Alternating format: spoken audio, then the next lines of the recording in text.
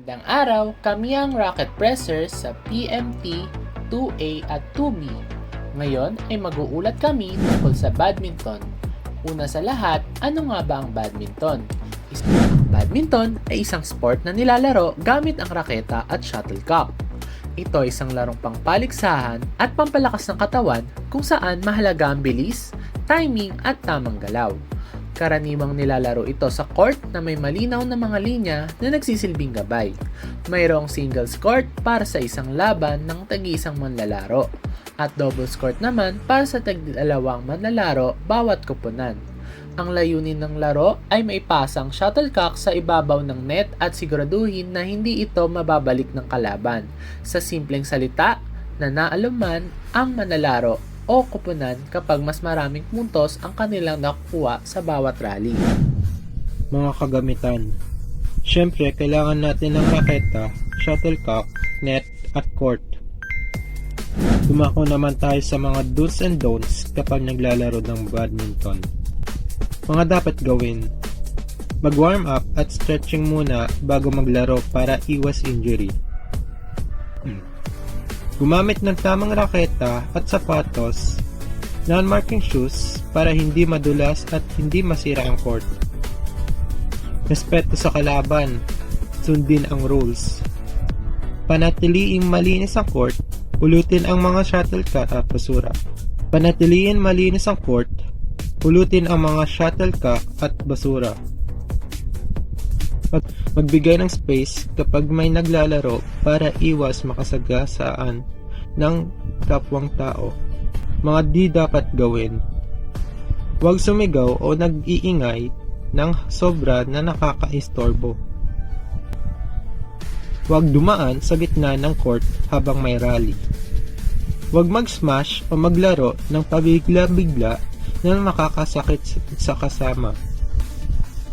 Huwag mag-smash o maglaro ng pabigla-bigla na makakasakit sa kasama. Huwag magdala ng pagkain o inumin sa court. Huwag magyabang o maging unsportsmanlike kung manalo. Dumako naman tayo sa lugar kung saan tayo naglalaro. Una, tandaan na ang badminton court ay may haba na 13.4 meters at lapad na 6.1 meters para sa doubles at mas makitid naman para sa singles. Service lines for singles at doubles. Ang short service line ay nasa unahan ng court. Dito dapat tumama ang shuttle kapag nag-serve. Para naman sa long service line, magkaiba ito sa singles at doubles. Mas mahaba para sa singles at mas maiksi para sa doubles. Sidelines. Kapag singles, mas makitid ang sidelines. Kapag doubles, mas malapad ang ginagamit na sidelines. Back boundary line. Ito ang pinakadulo ng court na nagsisilbing hangganan ng laro. Gaya ng marami pang sports, sa badminton ay gumagamit din ng mga referee ng hand signals. Kaya naman, here are some of important referees' hand signals. First, undue delay of serve. Ito yung pagtagal sa pag-serve. Matatawag na fault kapag inhinto ng server ang pagpalo sa shuttle matapos niya iatras ang raketa para paluin ang shuttle. Ang hand signal dito ay iwinawagayway ng referee ang kanyang kamay. Next, foot fault. Kapag ang player ay nakatapak sa linya, nakaangat ang paa o foot is not stationary while serving, matatawag ito na foot fault. Ang referee ay tuturo sa paa bilang senyalis ng isang foot fault. Service too high. Ang shuttle ay maaaring tamaan below 1.15 meter. Bawal itong tamaan ng mas mataas pa sa 1.15 meter o baywang ng player. Ang service judge itataas ang kamay bilang senyalis ng isang service fault. Pang-apat, wrong racket position. Kapag ang hawak ng raketa ay hindi pababa habang nagsaserve, maaari itong matawag na fault. Ganito naman ang kanyang hand signal. Shuttle out. Kapag naman ang shuttle ay lumagpas sa court line, ito ay matatawag na shuttle out. Ang hand signals naman nito ay iunat ang dalawang braso at sasabihin, out! Lastly, shuttle in. Kapag naman ang shuttle ay pumasok sa loob ng linya, tinatawag itong shuttle in. Ang hand signals dito ay tuturo pababa sa court. Ngayon, kilalanin natin si Coach Nelson Asuncion. Siya ay isang kilalang badminton coach mula sa Pilipinas na nagbigay ng malaking ambag sa pag-unlad ng sports na ito. Naging bahagi siya sa paghubog ng mga mahuhusay na badminton players sa bansa at tumulong upang mas makilala ang badminton sa Pilipinas. Ang badminton ay nagmula sa India at unang tinawag na Pune noong 1800s.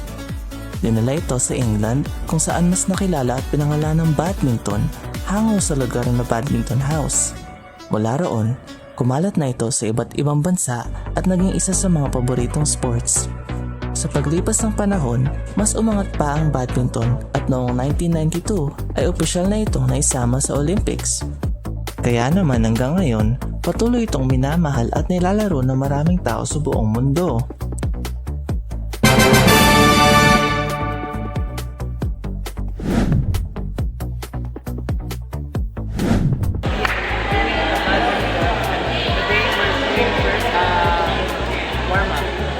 So first, we're doing number 2. Start.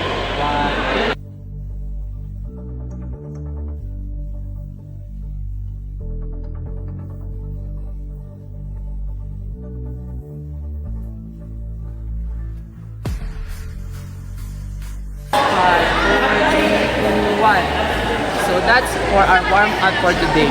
Basic grips and service. May dalawang basic grips, forehand grip parang handshake at ang backhand grip nakatalikod ang palad. May dalawa ring service, forehand service pang layo o kadalasang ginagamit pang singles at ang backhand service na pang doubles at ginagamit naman pang mabilis o maikli. Service faults. Tatlong madalas na pagkakamali sa service. Body contact. Ito ang matamaan ng katawan gamit ang shuttlecock. Ang short service naman ay hindi umabot sa service line. Outside, long service.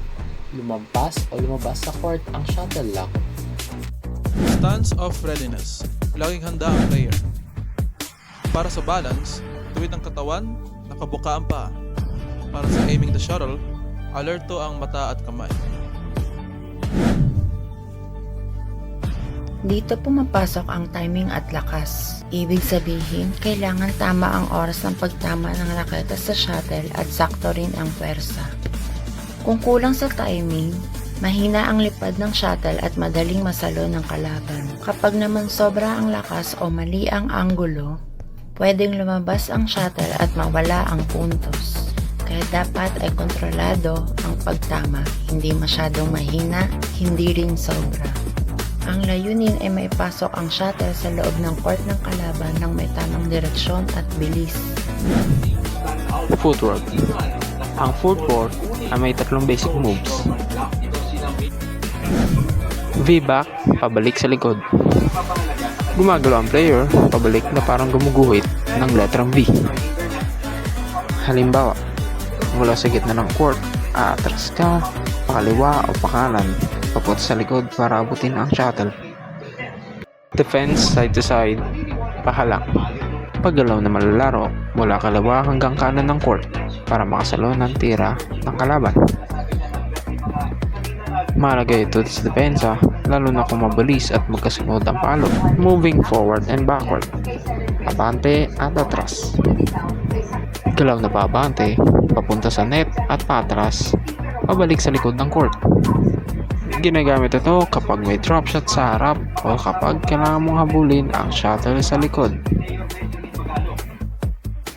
May iba't ibang klase ng strokes o tira. Una na dito ay ang lob. Ang lob, ito ay mataas at malayong tira, karaniwang papunta sa likod ng court para bigyan ka ng oras mga pwesto.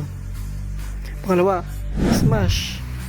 Ito ay malakas na pababang tira na ginagamit para tapusin agad ang rally at magkapuntos.